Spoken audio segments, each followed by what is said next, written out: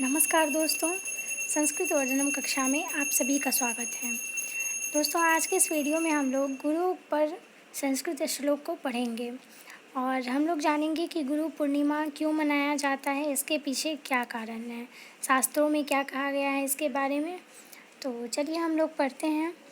तो सबसे पहले जानिए कि गुरु पूर्णिमा मनाया क्यों जाता है। तो गुरु पूर्णिमा महर्षि वेदव्यास के जन्म दिवस के सम्मान में हम लोग मनाते हैं और यह जो है हर वर्ष मनाया जाता है। कब मनाया जाता है? तो आषाढ़ शुक्ल पूर्णिमा के दिन मनाया जाता है। क्यों? क्योंकि इसी दिन महर्षि वेदव्यास का जन्म हुआ था और महर्षि वेदव्यास जो कि बहुत बड़ी ज्ञाता हैं और उन्होंने ही महाभारत और श्रीमद् भगवद गीता की रचना की है। तो इसी के अवसर पर, उनके जन्मदिन के अवसर पर हम लोग गुरु पूर्णिमा को मनाते हैं। और कहा जाता है कि इसी दिन उन्होंने, महर्षि वेदव्यास ने अपने शिष्यों को भागवत पुराण का ज्ञान दिया था। ठीक है, शास्त्रों में ऐसा माना जाता है। और दोस्तों, आप लोग वेदव्यास से परिचित भी होंगे कि ये जो हैं ऋषि पराशर के पुत्र थे और शास्त्रों में महर्षि वेदव्यास को तीनों कालों का ज्ञाता माना गया है। ठीक है, तो आप लोग ने जान लिया कि गुरु पूर्णिमा हम लोग क्यों मनाते हैं। अब चलिए हम लोग इसके ऊपर, गुरु के ऊपर संस्कृत श्लोक को देखेंगे जो कि हमारे ग्रंथों में, हमारे संस्कृत साहित्य के इतिहास में वर्णित है। देखिए, पहला श्लोक जिससे आप सभी लोग परिचित होंगे, गुरुर्ब्रह्मा गुरुर्विष्णु गुरुर्देवो महेश्वरः गुरुः साक्षात् परम ब्रह्म तस्मै श्री गुरुवे नमः। ठीक है, मतलब गुरु ब्रह्मा है, गुरु विष्णु है, गुरु ही शंकर है और गुरु ही साक्षात पर ब्रह्म है। उन सद्गुरु को प्रणाम। ठीक है, नेक्स्ट श्लोक है आपका, विनय फलं शुश्रुवा गुरुषु शुश्रा फलं श्रुतं ज्ञानम ज्ञानस्य फलं विरतिः विरति फलं चाश्रव निरोधः। ठीक है, जिसका भावार्थ है विनय का फल सेवा है, गुरु सेवा का फल ज्ञान है, ज्ञान का फल विरक्ति है। विरक्ति का मतलब होता है किसी चीज़ के प्रति उदासीन होना, मतलब किसी चीज़ में अब ऐसा भाव नहीं होना कि किसी चीज़ के प्रति आसक्ति ना होना। ठीक है, तो वही हुआ विरक्ति। और विरक्ति का फल होता है मोक्ष। जब भी विरक्ति होगा तभी मोक्ष मिलेगा। तो इसका मतलब यही हुआ कि विनय का फल सेवा है, गुरु सेवा का फल ज्ञान है, ज्ञान का फल विरक्ति है और विरक्ति का फल मोक्ष है। नेक्स्ट श्लोक है आपका, अखंड मंडलाकारं व्याप्तं येन चराचरं तत्पदं दर्शितं येन तस्मै श्री गुरुवे नमः। बहुत ज़्यादा महत्वपूर्ण श्लोक है ये, जिसका मतलब है कि उस महान गुरु को अभिवादन जिसने उस अवस्था का साक्षात्कार करना संभव किया जो पूरे ब्रह्मांड में व्याप्त है। ठीक है, आपका श्लोक है, अखंड मंडलाकारं व्याप्तं येन चराचरं तत्पदं दर्शितं येन यत्तस्मै श्री गुरुवे नमः। फिर आपका नेक्स्ट श्लोक है, धर्मज्ञो धर्मकर्ता च सदा धर्मपरायणः तत्त्वेभ्यः सर्वशास्त्रार्थादेशको गुरुरुच्यते। मतलब धर्म को जानने वाले, धर्म मुताबिक आचरण करने वाले, धर्मपरायण और सब शास्त्रों में से तत्वों का आदेश करने वाले गुरु कहे जाते हैं। नेक्स्ट श्लोक, नीचं सस्यासनं चास्य सर्वदा गुरुसन्निधौ गुरुस्तो चक्षुर्विषयेन यथेष्टासनो भवेत्। भावार्थ है, गुरु के पास हमेशा उनसे छोटे आसन पर ही बैठना चाहिए। गुरु के आते हुए दिखाई देने पर भी अपनी मनमानी से नहीं बैठे रहना चाहिए, अर्थात गुरु का आदर करना चाहिए। ठीक है, और इन सब बात को हमें फॉलो करना चाहिए। कभी भी गुरु का असम्मान नहीं करना चाहिए, क्योंकि आपने पहले श्लोक में ही पढ़ा है, गुरुर्ब्रह्मा गुरुर्विष्णु गुरुर्देवो महेश्वरः। इसीलिए गुरु का हमेशा सम्मान करें। नेक्स्ट श्लोक है किमत्र बहुनोक्तेन शास्त्र कोटि सत्येन च दुर्लभा चित्त विश्रांति विना गुरु कृपा परम। भावार्थ है बहुत कहने से क्या, करोड़ों शास्त्रों से भी क्या, चित्त की परम शांति गुरु के बिना मिलना बहुत ही दुर्लभ है। नेक्स्ट श्लोक गुरौ न प्राप्यते यतन्यान्यत्रापि ही लभ्यते गुरु प्रसादात् सर्वं तु प्राप्नोत्येव न संशयः।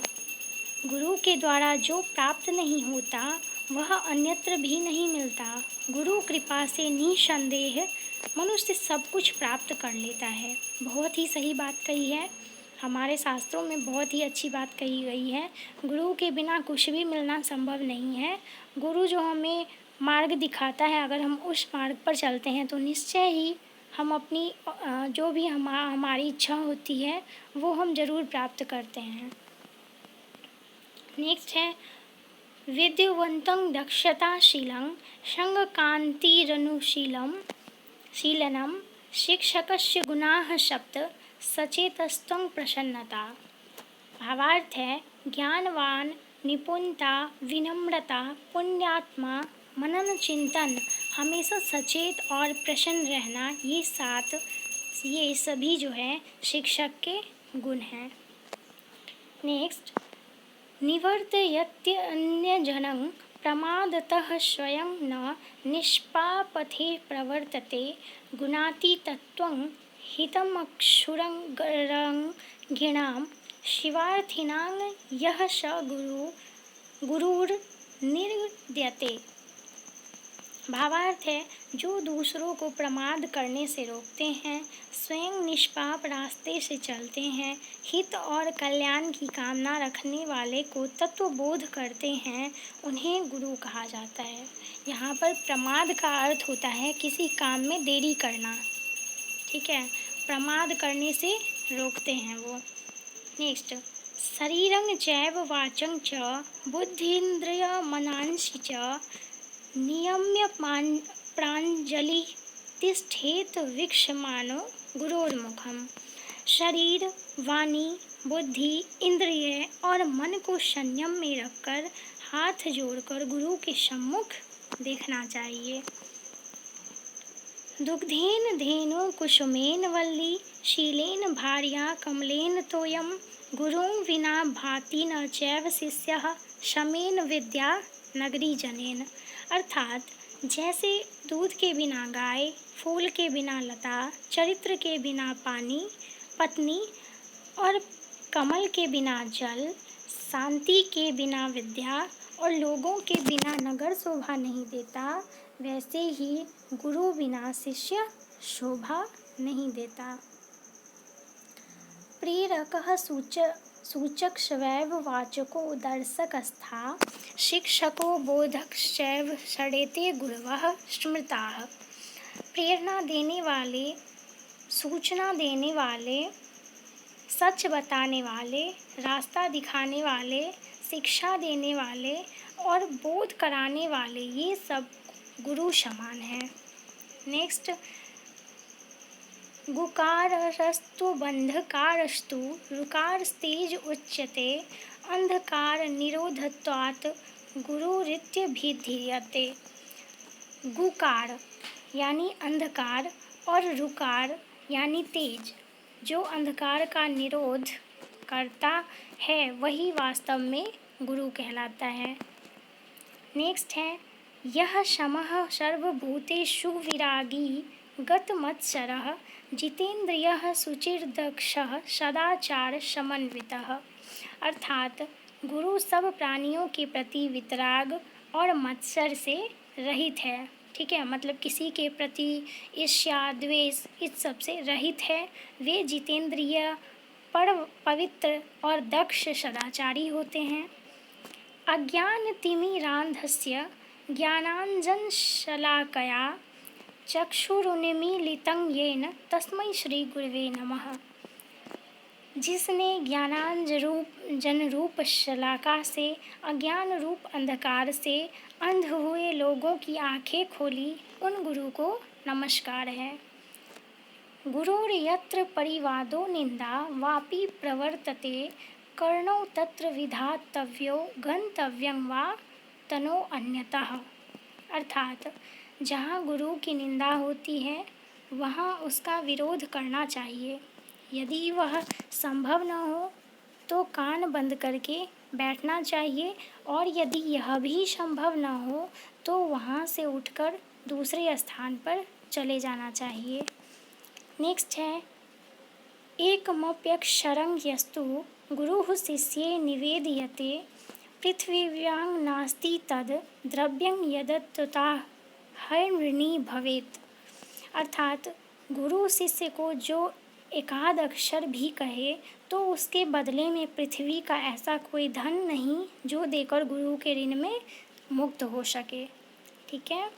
नेक्स्ट है बहवो गुरव लोके शिष्य वित्त पहारकाः क्वचितु तत्र दृश्यन्ते शिष्य चित्या पहारकाः। अर्थात जगत में अनेक गुरु शिष्य का वित्त हरण करने वाले होते हैं, परंतु शिष्य का चित्त हरण करने वाले गुरु शायद ही दिखाई देते हैं। नेक्स्ट पूर्वे तटाके दृश्यतः सदैव भूते अपि गेहे क्षुब्धिदः समूढः कल्पद्रुमे सत्यपि वै दरिद्रः गुरवादियोगे अपि ही यह प्रमादी। जो इंसान गुरु मिलने के बावजूद प्रमादी होता है, ठीक है, वह मूर्ख पानी से भरे हुए सरोवर के पास होते हुए भी प्यासा, घर में अनाज होते हुए भी भूखा और कल्प वृक्ष के पास रहते हुए भी दरिद्र होता है। सर्वाभिलाषिनः सर्वभोजिनः सपरिग्रहाः अब्रह्मचारिणो मिथ्योपदेशा गुरुवो न तु।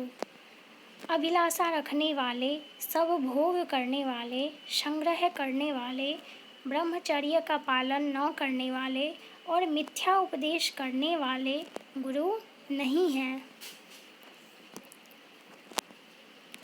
नेक्स्ट श्लोक योगींद्रः श्रुतिपारगः समरसाम्बोधौ निमग्नः सदा शांति शांति नितांत दान्ति निपुणो धर्मैकनिष्ठारतः शिष्याना शुभचित्तः शुद्धधिजनकः संसर्गमात्रेण यः सोऽन्यायस्तारयति स्वयं न तरति स्वार्थं विना सद्गुरुः।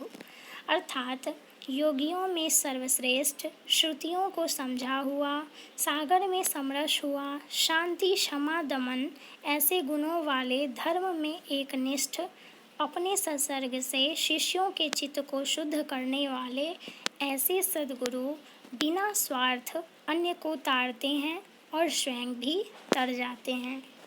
नेक्स्ट श्लोक है दृष्टान्तो नैव दृष्टस्त्रिभुवन जठरे सद्गुरोराज्ञानदातुः स्पर्शश्चेतत्र कलौल्प्यः स नयति यदहो स्वहितां समसारणं न स्पर्शत्वं तथापि श्रितचरगुणेन युगो सद्गुरुः। अर्थात और इसमें नेक्स्ट लाइन है स्वीय शिष्ये स्वयं साम्यं विधीयते भवति निरूपम स्तेतवालो लौकिको अपि। अर्थात तीनों लोकों स्वर्ग, पृथ्वी, पाताल में ज्ञान देने वाले गुरु के बिना कोई उपमा नहीं दिखाई देती है। गुरु को पारसमणि के जैसा मानते हैं तो वह ठीक नहीं है, कारण पारसमणि केवल लोहे को सोना बनाता है पर स्वयं जैसा नहीं बनाता। सद्गुरु तो अपने चरणों का आश्रय लेने वाले शिष्य को अपने जैसा बना देता है। इसलिए गुरुदेव के लिए कोई उपमा नहीं है, गुरु तो अलौकिक है। तो इस श्लोक में यही कहा गया है। ठीक है, ये श्लोक था। ठीक है, तो आज हम लोगों ने गुरु के बारे में कुछ श्लोक को पढ़ा, और इसके बाद हम लोग ऐसे ही किसी टॉपिक पर संस्कृत में श्लोक को पढ़ेंगे, और फिर हम लोग मिलते हैं नेक्स्ट वीडियो में। तब तक के लिए धन्यवाद।